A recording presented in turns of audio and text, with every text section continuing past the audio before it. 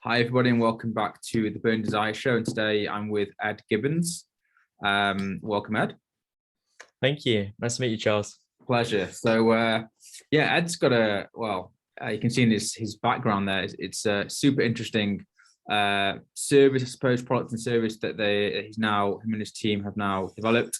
But as usual, I like to kind of go delving a bit into the past and see what led to the kind of creation of this business and where indeed the business wants to be going forwards. So my usual, looking into your background, I see you went to Haberdash School, seemingly got some very good grades, 3A stars. For people that don't know, not from the UK, that's like the highest grade possible in just before college, university, but the highest grade you can get in biology, maths, and PE. And clearly, as we're going to get to that, I would imagine you've got an interest in those subjects. That's why you did well. That's why you took them, and obviously leads well into what you're doing now. Of those three, was there one that you're particularly more passionate about, or you just kind of enjoyed the three? It's an interesting mix, that biology, maths, and PE. It's not something you normally come across, I suppose. Or I haven't anyway. No, yeah, I mean, PE was always a big passion. That's why I went on to do sports science at Loughborough University. It's always been something I've been really interested in.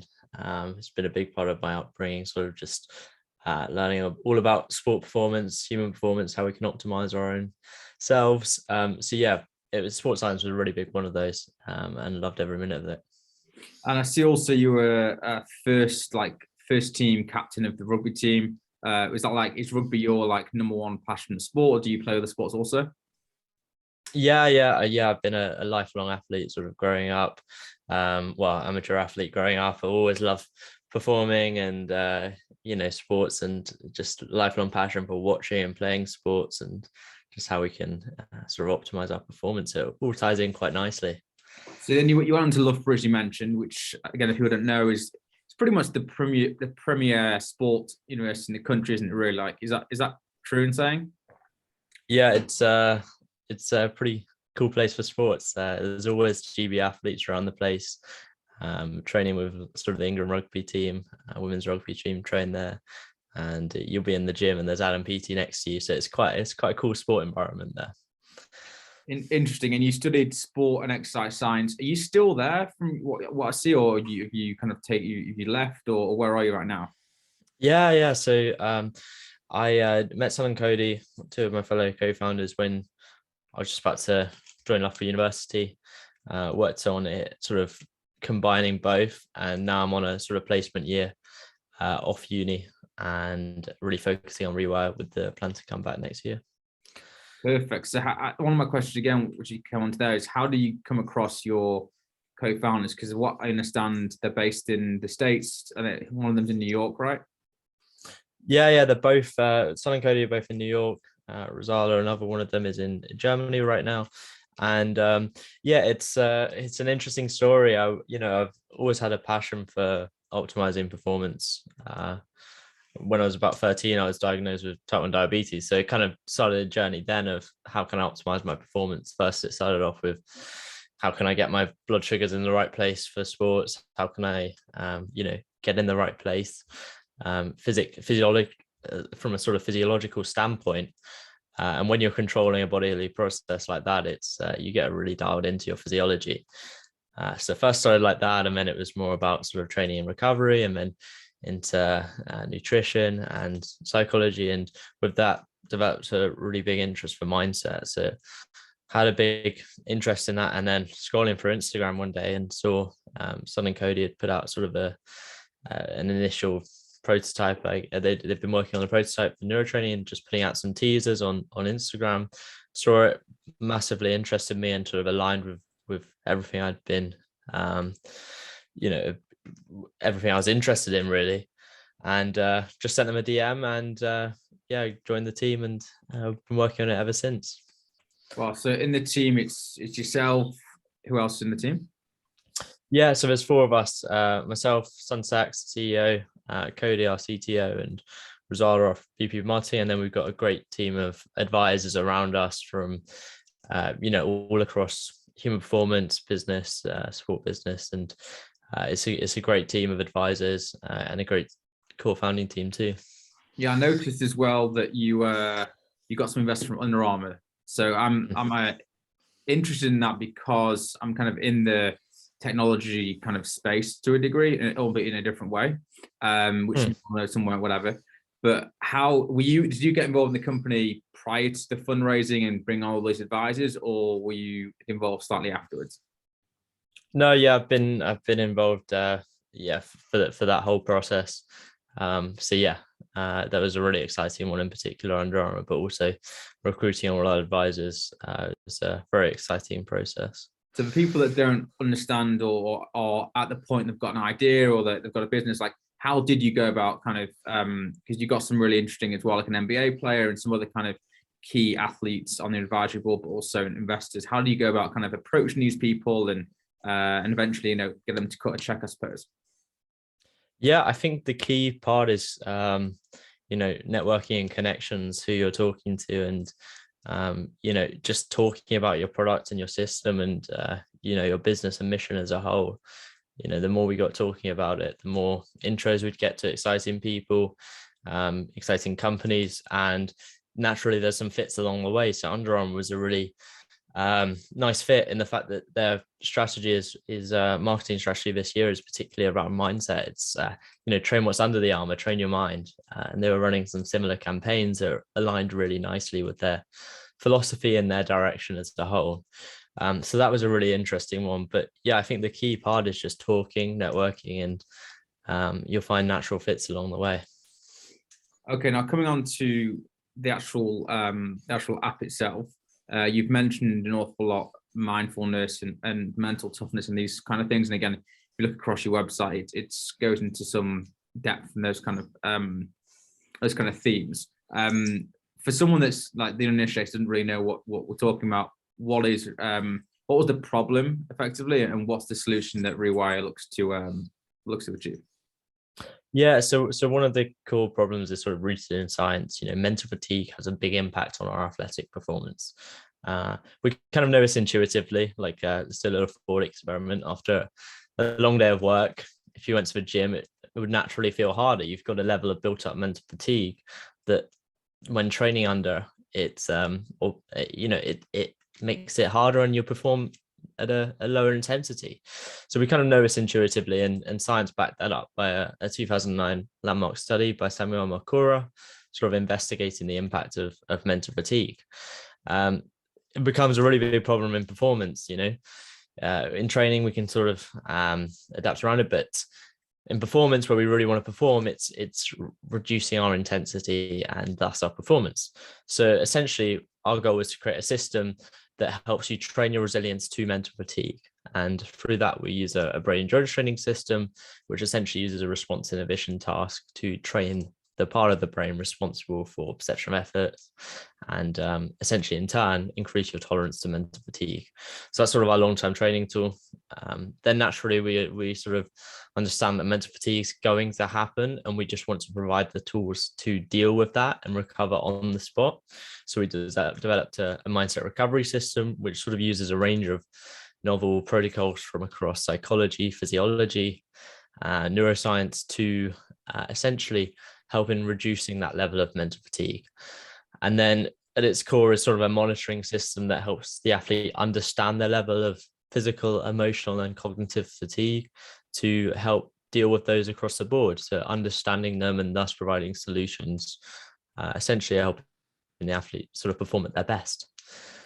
So what would be kind of, for people that kind of are unsure, what would be kind of the actual nuts and bolts as to what the app's doing? Is it kind of like a headspace type environment where you're being told certain mantras, that kind of stuff? Is it is like solving puzzles? Like what kind of thing are you asking the athlete to do and complete and etc. to help this mental fatigue?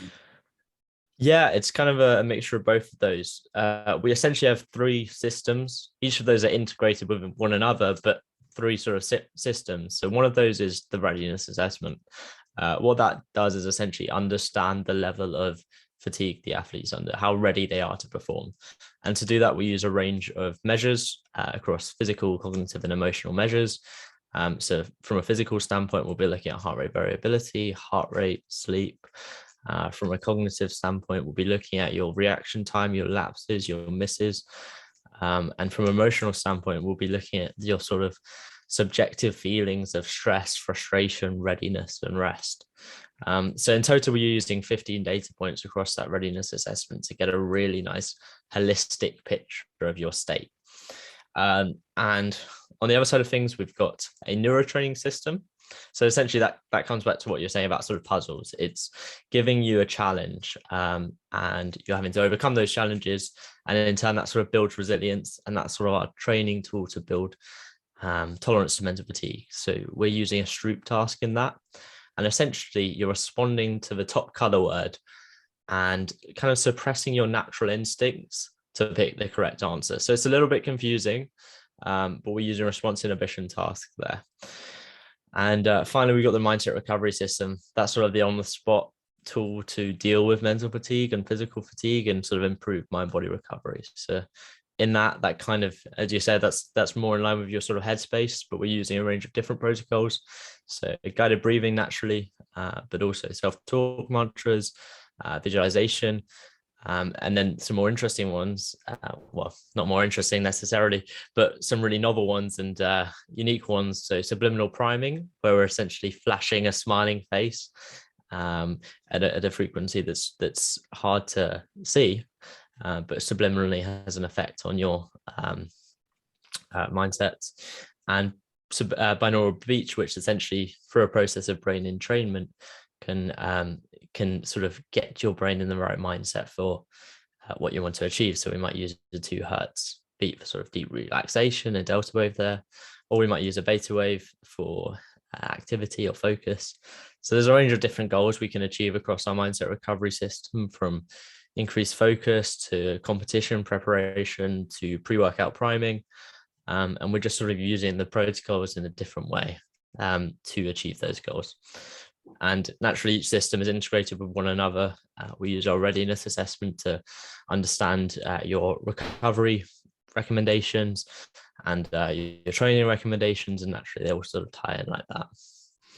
And so in terms of the actual content itself, like, has that been developed alongside neuroscientists, etc., or is it within your team, or how have you come about the actual, it's all great, the theory, but the actual in practice, the physical, the kind of content, as it were? Yeah. So we've been guided by science the whole way, looking at all the research out there and collaborating with scientists on the way to make sure the protocols we're implementing are done in the correct way and are really in line with what science tells us. Okay, that makes a lot of sense. And you talk again, some of the kind of things in the media pack, I read this somewhere, about protocols used by the Navy SEALs and NASA. Like, can you talk a bit more about those? Yeah, so the Navy SEALs are quite famous for using one of the things they do, which is it can sort of be attributed to a box breathing, and essentially that sort of helps you perform under stress and pressure. So it's sort of inhaling for an equal amount of time to the hold, the exhale, and then the exhale hold. So what that might look like is inhale for 5 seconds, hold that for 5 seconds, exhale for 5 seconds, hold that for 5 seconds. So that's one of the protocols they've used and we've brought into our system to, that helps across the board. Athletes can really use that when preparing for, a stressful performance or, a high pressure game, to sort of get in the right state to perform under pressure. And you talk a lot about the integration with things like, I might be naming the wrong things, but things like Fitbit or Apple Watch or Google Health, etc. How do you work with those kind of data points to, help your system out? Yeah, so currently we are connected with Apple Health, Google Fit, Oura Ring, and standard Bluetooth heart rate monitors. We're working on a load as well to implement over the next year or so. But those are our first at the moment. And what we do from them is we bring in your physiological data into the system. So we want to utilize that alongside our own in-house measures, like sort of your cognitive state and your emotional state, to really understand the physical picture too. So taking your data from your wearable devices, like your heart rate variability, which sort of gives us a really nice understanding of your readiness to perform, your resting heart rate and your sleep, and we sort of integrate that into our readiness assessment to give a nice holistic picture of where you're at. A lot of people have a lot of devices, so we sort of wanted to open it up to people who are using the devices they already have. And how or what kind of what kind of benefits have you seen from the athletes and the kind of early users that have been testing out the app and the service? Yeah, one of the ones that stands out most, and is always quite pleasing to hear and rewarding to hear, is people telling us it's really helping them to manage stress across the board. So I think particularly with the pandemic, that's caused a lot of stresses and really brought to the forefront the importance of managing that. So utilizing our system to firstly understand their stress, but also deal with that using our mindset recovery system. One of the most rewarding of those was talking to an emergency service worker in Australia who was using our system to sort of manage their level of stress that they were dealing with every single shift. He said it felt like a competition every time. So just using it to firstly get in the right state, but then also sort of wind down after a long day. But we see that across the board, real improvement on the spot subjective state from using our recovery system. Also see from using our mental resilience training system, our neuro training system, that increased level of mental resilience, but also athletic performance. So really being able to push themselves harder and stronger, particularly in those long workouts where a lot of fatigue builds up. And finally, just people seem to have a sort of better understanding of where they're at in themselves and able to sort of be more attuned to their body and make better decisions. You did just touch upon it, but you market heavily, I presume, towards athletes, kind of elite athletes and triathletes, etc. Are you looking to move into the more consumer space as well, like the gym goer, that kind of person? Or again, you mentioned the health worker there, the paramedic, whatever it was. Sorry, is that the space you're looking to move into more as well? Yeah, well, as a Strava CEO puts it, if you sweat, you're an athlete, and that's sort of how we see it. There's a lot of people that sort of can, are athletes or relate to that kind of high performance environment. So really we see it across the board as sort of all high performing individuals. And that spans across particularly, dedicated athletes, but also, into military workers, emergency service workers, biohackers, health and wellness enthusiasts. I think that they can all sort of be grouped under that banner of athletes in some sense, but we're really targeted towards high individuals that want to perform. So for someone that's kind of just coming across this world of, you mentioned biohacking as a kind of as a piece as well, where would you suggest someone to begin? Someone that's maybe they're playing Sunday football or they're playing some sport and they feel like, I want to kind of, improve my performance, and where do we start here?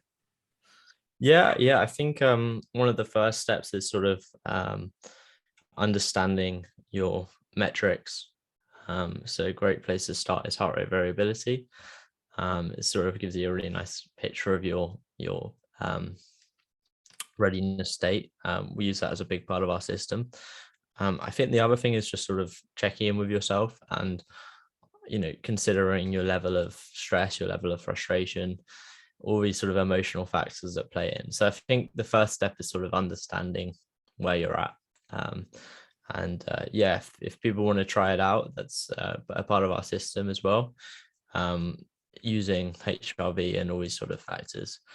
So I think, first step is sort of just understanding quantified self as such. Right.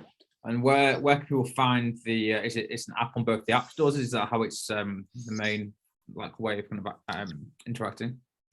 Yeah, absolutely. So you can find us at rewirefitness.app. That's our website. Or you can just download the app on either App Store or Google Play. It's just Rewire Fitness. Perfect. And if people looking to kind of read more into this kind of world, have you got any kind of books you'd recommend or kind of blogs to follow, that kind of thing? Yeah, absolutely. So firstly, we group all our we have our own blog, rewirefitness.app/blog. We also, for those that are really interested in the science behind it, we have a sort of page where we list some of the key studies that sort of built the system or inspired the system. That's rewirefitness.app/studies. And yeah, there's some great books out there really in line with this. One is Endure by Alex Hutchinson, which really dives into this science and speaks about brain endurance training and how we can utilize that to improve our mental resilience. So yeah, that's a great book, read by a lot of endurance athletes, and I know it's a popular one, but great place to start. It's interesting because I just, not in preparation for this conversation, but just happened to be listening to an interesting podcast called, it's not new, I think it's a year or so old, called Tales of Silicon Valley. And it's actually by the Sunday Times. Okay. And there is a episode, I'm looking now, 3, 4, 5, the 6th episode, I believe it is. It's called The Brain, The Final Frontier. And it talks all about how Silicon Valley are trying to interface both with humans and machines, right? Because of, where artificial intelligence is going, kind of having that like interface, this whole thing with Elon Musk, with Neuralink, with elective brain surgery and that kind of thing. What's your view on where things are going to go? Obviously, right now, it's kind of the early stage of this, and what you're doing is app-based, but where do you think this could go in terms of like brain training and that kind of thing? Yeah, it's definitely a hot topic right now. I think we're really starting to understand the importance of mindset and how we can manage it. I think it's a really interesting space. I think one thing that I hope doesn't get left behind is just the importance of subjective feelings. I think we can use all the sort of hardware in the world and develop that more and more, but really just understanding how we feel in ourselves is such a key part of all of this, in our performance. So yeah, I'd say I hope that doesn't get lost in all this, or maybe not lost, but I hope it gets included in all this technology. I think subjective feelings are such a key part of it. Yeah, we're doing a lot of one of the developments we're making right now is how we can combine brain training with physical training, which is really exciting. Like how could we include mental training into your own sport? So we're developing these neuro buttons, which essentially allow you to interact with brain training whilst you're training physically. So you might have it on the bike, you attach your neuro buttons to your app, and you'll be able to do the brain training whilst you're on the bike. And we built a range of cycling workouts, all power based. We've built a system that can be used for running, so you can take these out running with you. And sort of integrated in a range of different sports. And the really cool thing there is we can understand your physical metrics alongside your cognitive metrics. So that gives us a really nice picture of where you are at in terms of sort of mental resilience, how your physical and cognitive and emotional sort of understanding, including RPE, etc., rating of perceived exertion, that is how they are sort of interacting with one another, and how that sort of understanding allows us to train that and monitor that and develop that. So yeah, that's one thing we're working on, is how we can integrate brain training into your own physical workouts. That's something we're hoping to launch mid next year. So something I also find interesting is I think there's so much data, and one of the things obviously you're looking to do is to incorporate different data points into your service and technology to kind of help improve performance. I was reading, I'm reading Will Smith's book right now. It's pretty interesting, his memoir on Quincy Jones, the famous kind of media mogul, I suppose, for describing, talks about like a phrase you've heard often, I'm sure, paralysis by analysis, right? And my thought is that sometimes like too much data, like, how do people hone in on what's important, I suppose, from the data, and not just kind of get overwhelmed by so much data out there that's kind of pulling them left, right, up and down? Yeah, 100% couldn't agree more. And that's sort of been a big part of how we're working on this. sort of condensing each metric down into consumable insights. So, we can, we're using 15 different data points. If we're sort of giving you an analysis of what we're sort of combining those into a one key score and a 3 sort of sub scores that sort of at a glance give you a picture of how everything's interacting with one another. So one of those is just simplifying these metrics into, or condensing them as such into some consumable insights. And the other part, which I think is super key in this, is monitoring and looking at all this data is nothing without a solution. Like we could give you all the data in the world, but without a solution, it's kind of useless. You could wake up one day and be in an awful state, and we tell poor readiness state. You got low physical, you're in a low cognitive state, you're in a low physical state, or you're feeling under high stress. And the worst thing we can do in that situation is almost leave you without a solution. Or we speak a lot about sort of it's very difficult to adapt your day around how you're feeling in some cases. So we wanted to give the tools to empower you to get in a better state and perform, to help reduce that level of stress, help reduce that level of cognitive fatigue. So part of our system is our recommendation engine, which understands your readiness state and creates actionable recommendations in the form of our recovery system. It fine-tunes those guided breathing, those subliminal priming, those binaural obedience protocols to really give you an optimal session to get you in the best state. So that's sort of another thing. I think having a solution as part of it is such a key part in ensuring we use data in the right way and it's not overwhelming and usable and is usable, in fact. No, that makes a lot of sense. Where you mentioned a little bit about kind of where you want the service or business to go. Do you have like a roadmap of kind of where you see things going? Are you going to go into the hardware space a bit more? You mentioned a little bit of this kind of mental challenge alongside physical challenge when you're exercising, that kind of thing. Is that where you see the potential for opportunity for yourselves? Yeah, I think the neurobusters are really exciting. So we're just entering mass production of those now, with the plan to launch those in May next year. Got a load of exciting advances too. We're looking to integrate custom training plans to really support your journey to improving your mental state. And that's, across a wide range of goals. Some people really want to manage their stress. Some people really want to just optimize their performance and through sort of mental training. So yeah, a range of goals we can achieve through custom training plans, which really support you along the way. So there's sort of two things to expect next year: the neuro burdens and some custom training plans. And then we're just looking at how we can optimize and use our data in the best way possible, really refining how we're collecting those and implementing that.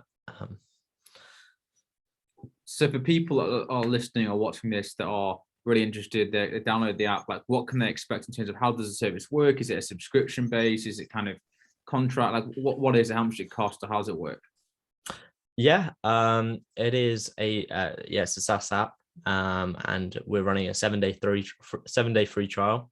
After that, we're just bumping after that, the price will be $49 a year, or there's a monthly option too.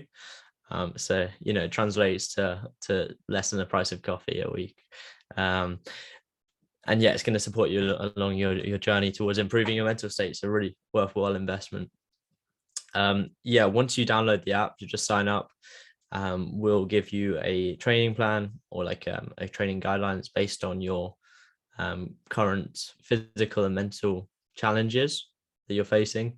So basically your current training load and mental load, and alongside that a range of recommendations and essentially goals to help improve your state. So it turns into sort of each day a readiness assessment in the morning as part of your morning routine. That sort of gives you an initial understanding of your state. From that, we have personalized recovery sessions, which really build off your readiness state. and we're also, neuro training sessions in and around your workout. So currently we have pre-workout neuro sessions, which are really designed to increase your mental fatigue that you're training under. So you might want to do that before a long, low intensity run, or low intensity workout, your sort of list workout, low intensity steady states, to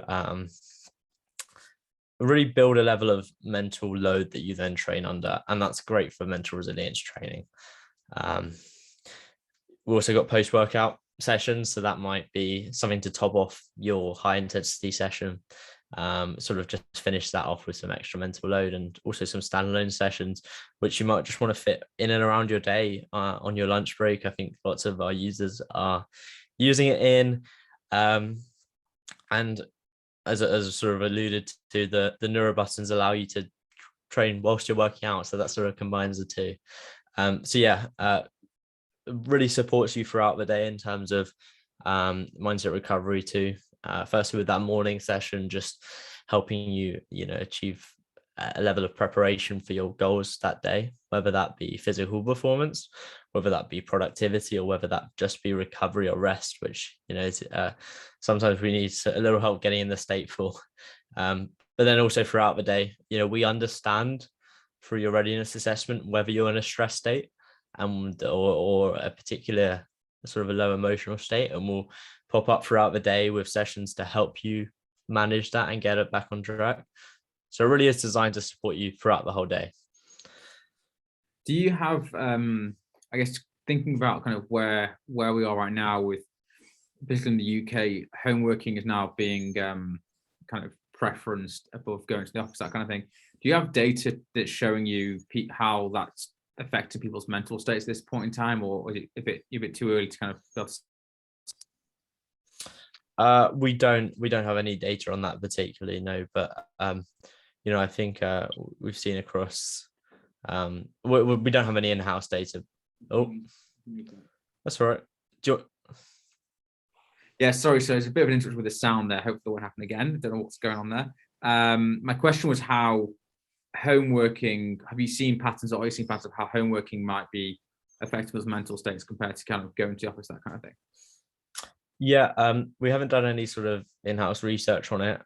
We've seen it across various external studies, and from talking to athletes and our users all the time, I see it.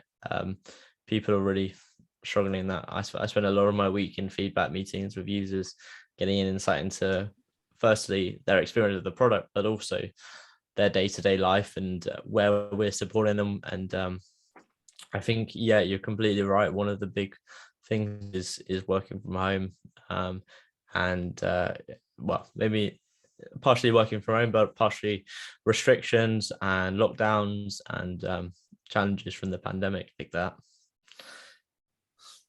No, that's great. Is there anything else you wanted to add? I mean, I think we've got a good kind of overview of what the business is doing, where it's trying to go, and also a bit about yourself. Is there anything else you wanted to add that we didn't cover?